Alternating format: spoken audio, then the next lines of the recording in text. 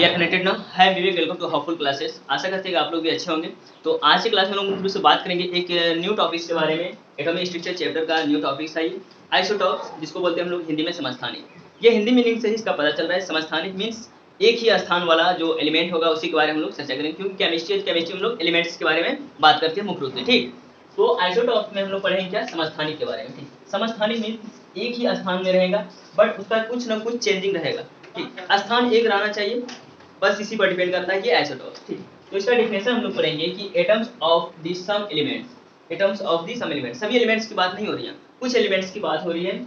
Elements having same atomic number, जिसका क्या होता है, एटॉमिक नंबर सेम होता है, या प्रोटॉन नंबर बोल सकते हैं, क्योंकि एटॉमिक नंबर जो न्यूट्रल एटम होता है उसका एटॉमिक नंबर क्या होता है, प्रोटॉन नंबर के इक्वल होता है। ठीक, बट डिफरेंट मास नंबर, लेकिन इसका जो मास नंबर होता है वो डिफरेंट होता है। मास नंबर को हम लोग ए से डिनोट करते हैं, है ना, और अगर एटॉमिक नंबर की बात करें तो इसको हम लोग जेड से डिनोट करते हैं। इतना पिछले क्लास में हम बता चुके थे। ठीक, तो but different mass number is called isotopes, इसी को हम लोग क्या बोलेंगे, आइसोटॉप्स बोलेंगे। ठीक, तो हम लोग इतना समझ लें कि किसी भी एलिमेंट, कुछ ही एलिमेंट्स होगा जिसका क्या है कि मींस एटॉमिक नंबर सेम है बट मास नंबर डिफरेंट है, उसी को हम लोग क्या बोलेंगे, आइसोटॉप्स बोलेंगे। ठीक, तो हम यहाँ एग्जांपल के थ्रू देखना चाहेंगे कुछ कुछ एलिमेंट्स को। तो फर्स्ट एलिमेंट जो है आपके पास आइसोटॉप्स वाला एलिमेंट, वो अगर हाइड्रोजन हम लोग लेते हैं तो हाइड्रोजन के पास 3 आइसोटॉप्स देखा जाता है। कितना, 3 आइसोटॉप्स देखा जाता है, जिसमें से उसका 3 आइसोटॉप्स में तीनों का नाम अलग अलग है। मींस हाइड्रोजन 1 1 का अलग, हाइड्रोजन 1 2 का अलग, हाइड्रोजन 1 3 का, तीनों का नाम अलग अलग है और तीनों का मास भी अलग अलग है। और आपको हम पिछले क्लास में एक और क्वेश्चन बताए थे कि ऐसा कौन सा एलिमेंट है जिसमें न्यूट्रॉन्स की संख्या 0 होती है, तो हाइड्रोजन 1 1 में न्यूट्रॉन की संख्या 0 होती है, वो अभी हम लोग देखने वाले हैं। ठीक, तो यहाँ हमने लिया है हाइड्रोजन का आइसोटॉप्स, जिसमें 3 आइसोटॉप्स को देखेंगे हम लोग हाइड्रोजन का। ठीक, तो 1 1 को देखेंगे जिसको हम लोग प्रोटियम के नाम से जानते हैं, 1 2 को देखेंगे जिसको ड्यूटेरियम के नाम से जानते हैं, और 1 3 किसको, 1 3 को देखेंगे जिसको हम लोग ट्राइटियम के नाम से जानते हैं। ठीक, उसके बाद अगर हम लोग न्यूट्रॉन्स की बात करें, इसका न्यूट्रॉन नंबर निकालना चाहें तो न्यूट्रॉन नंबर क्या होता है कि आप जो मास नंबर में एटॉमिक नंबर को जब आप माइनस कीजिएगा, मास नंबर में जब आप एटॉमिक नंबर को माइनस, तो आइए बात कर रहे थे हम लोग इसमें प्रोटियम की बात कर रहे थे। प्रोटियम में हम लोग क्या देखेंगे, इसमें न्यूट्रॉन नंबर जैसे ही हम लोग देखेंगे कि इसमें मास नंबर में जैसे ही हम लोग एटॉमिक नंबर को माइनस करेंगे, मींस प्रोटॉन्स नंबर को हम लोग माइनस करेंगे, तो हमारा न्यूट्रॉन नंबर जो आता है वह 0 आता है। तो टोटली जो हमारा पीरियोडिक टेबल है, पीरियोडिक टेबल में कितना एलिमेंट्स है, 118 एलिमेंट्स है। उन सभी एलिमेंट्स में हाइड्रोजन ही एक ऐसा एलिमेंट है जिसमें न्यूट्रॉन की संख्या 0 है। ये कंसेप्ट आपको याद रखना है हमेशा।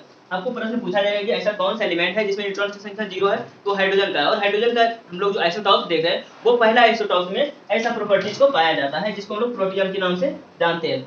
नेक्स्ट की बात करें हम लोग ड्यूटेरियम, H12 की अगर बात करें, ये काफी हैवी, ये वाटर जो आपका बनता है वो इसी से बनता है, ड्यूटेरियम से बनता है। ठीक, जिसका नाम क्या पड़ता है, ड्यूटेरियम पड़ता है। अगर हम लोग इसका न्यूट्रॉन नंबर निकाले तो इसका न्यूट्रॉन नंबर 1 होगा, जिसको हम लोग मास नंबर में अगर हम एटॉमिक नंबर को माइनस करेंगे तो मास हमको न्यूट्रॉन नंबर मिल जाएगा। ठीक, और लास्ट की बात करें अगर हम लोग ट्राइटियम का, किसका, ट्राइटियम की बात करें 1 3 की, इसका मास नंबर, ये जो आपको पता है, ये जो लिखा हुआ है ये क्या है, मास नंबर है, और ये क्या है, एटॉमिक नंबर है। जेड से इसको सूचित करते हैं, एटॉमिक नंबर को, मास नंबर को ए से डिनोट करते हैं। ठीक, इसमें जैसे हम लोग माइनस करेंगे 3 - 1 = 2, ये आ जाएगा आपका क्या, न्यूट्रॉन नंबर आ जाएगा।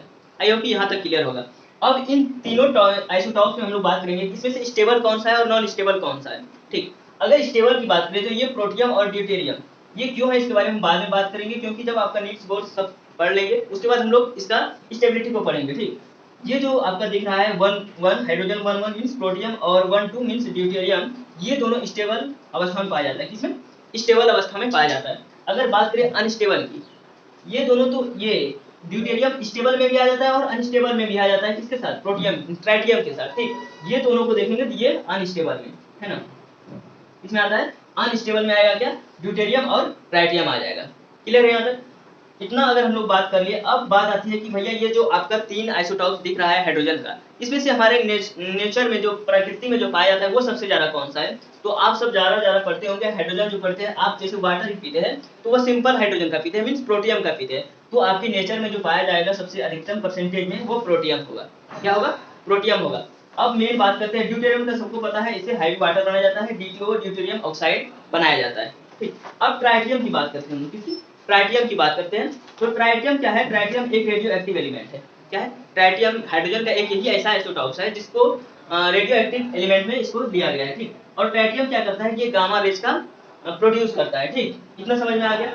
अब हम लोग यहाँ लिखे हुए भी है हैवी हाइड्रोजन, अगर पूछा जाए आपको तो 1 2 मींस ड्यूटेरियम को बोला जाता है, और हैवी वाटर इसे बोला जाता है ड्यूटेरियम ऑक्साइड। आई होप कि यहाँ तक क्लियर होगा। ठीक, एक एग्जांपल हम लोग हाइड्रोजन का लिए थे। अब नेक्स्ट एग्जांपल अगर हम लोग ले इसका कार्बन का आइसोटॉप के बारे में जाने, किसके, कार्बन का आइसोटॉप।